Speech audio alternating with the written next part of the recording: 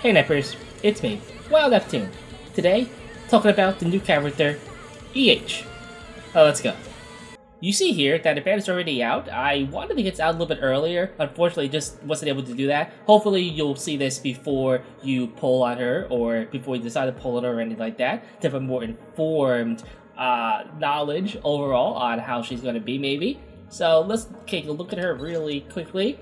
So here we are, E8, Elysion, Squad Exotic, Burst 3 Attacker, Submachine Gun. However, she does change her weapon. So, submachine gun sometimes and another weapon some other times. Let's go really quickly to view mode just to get a better look at what you might be pulling for. So here we are, standing up right here. Looks really, really cool. Now, in terms of like old design versus the new design, I wasn't playing when she was a new character, so I don't have this like big form of attachment. I kind of understand people who liked her old design, but I don't know. I think this one is pretty good overall. Not the biggest fan of it, but it is a pretty cool design, I would say. So there we go, her little animation there. Looks pretty cool. Nice little physics right there. So here is her overall weapon and shooting animation. Looks really, really nice here. You see that they have this nice little coat cut off right here, so you can see some of the assets more clearly. Okay, so yeah, so if you're into all of that, that's how it is. Overall, I think a very nice outfit and everything like that. Looks really, really cool in my opinion. So let's go on to the kit. So here are the skills, and the first one, skill 1, Homing Magazine.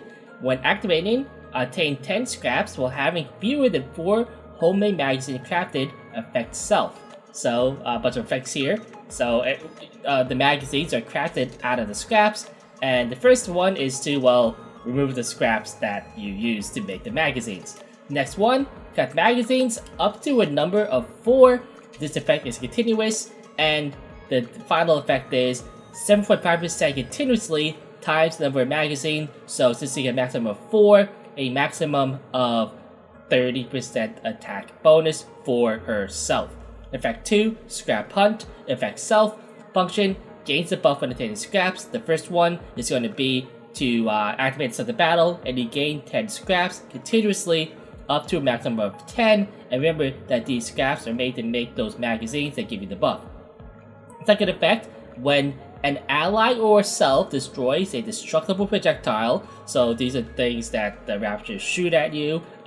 Think like when Mother Whale does this like missile thing. In fact, if there's ever like a wind weak Mother Whale, this is the unit for you. Scraps +1 continuously up to a maximum of 10. When an ally or self destroys an enemy part, plus scraps up by 5 continuously up to a maximum of 10. Next one is going to be when an enemy is neutralized. I guess even Nikke can't say the word kill. Scraps up by 2 up to a maximum of 10. And when attaining scraps, elemental attack advantage up by 16.36% for 15 seconds. Alright. So, and finally we have the Burst, Heaven's Bound, Effect Self, changes weapon in use, charge time, 0.4 seconds, damage, 61% of final attack, full charge 250, max out capacity, 1 times the number of homemade magazines. So remember, this will be up to a maximum of 4 right here.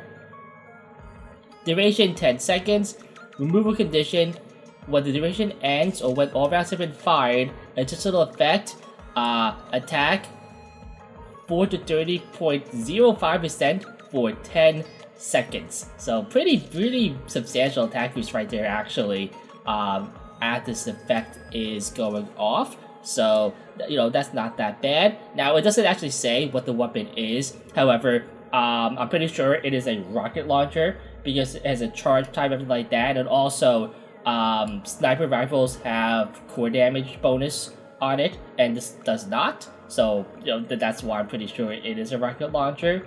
But yeah, those are the skills. And what do we think about them? look at the list of my win units right here, and you see that, you know, the win characters are pretty strong right now. We have Liberty Aviel and Spellback Shadow, 2 amazing overall damage dealers, really good AoE also. Then we have Little Mermaid, definitely the best first one in the entire game. And you have, you know, Wind Asuka if you're around for the collab, where I think people forget, but she's still a strong character in the game. Obviously, too, we have Nayuta. Wind is just like the Pilgrim suite right here. You know, and then we even have Rosanna. Still see some usage still to this day. We have Nora and Blanc, you know, Placid Prime, but still can put in a little bit of work also. And Velvet too. I haven't built it yet, but I do know that she is a strong unit. And yeah, so Wind is not lacking good, strong units. Now, I think if you are in specifically a Wind weak boss with either projectiles or parts that can be, you know, I would say that you really want projectiles for the boss, then yes, maybe EH is going to be really good. Now, one of the things too, though, is that EH is a very selfish DPS. She doesn't give any buffs to anyone else, and I think if maybe she gave buffs also, it could be a little bit better. Because remember that one of her skills is plus elemental damage. Not a lot of elemental damage, basically like one line of bonus elemental damage to it, which really presses her to be used in Wind weak content. But if she gave like that buff to like her team, okay, you know, then we're talking here, you know, then that could be okay. Also, like I said, her attack buff on the skill 3 is really big. One of the biggest ones like in the game, I think. The thing is though, is that the rest of her kit isn't quite good enough to really make up for that, in my opinion. Now, yeah, I mean that's just what I see overall from her kit and everything like that.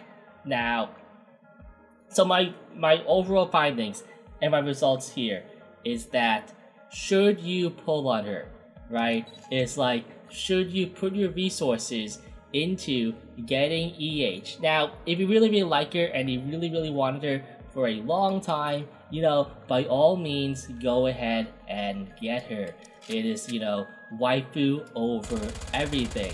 Like I said, I don't have that attachment to her or like that. Oh, actually, this Chippy. Okay, I'm not gonna lie. This Chippy is great. Look at her face. Oh, wow. Okay, the hat tip and everything. Wait a minute.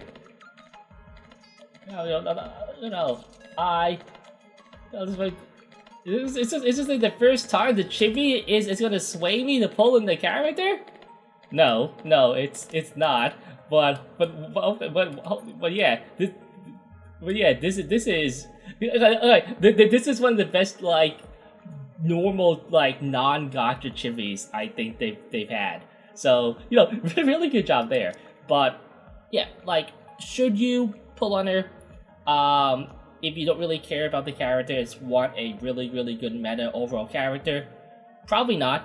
Her restrictions in how she functions, she won't be that good in story, and even for bosses, her restrictions there are make her like too niche. Also, she might be used once in a blue moon, and that blue moon, she might be like the best unit in the game, but you know, like a little bit too few and far between right there.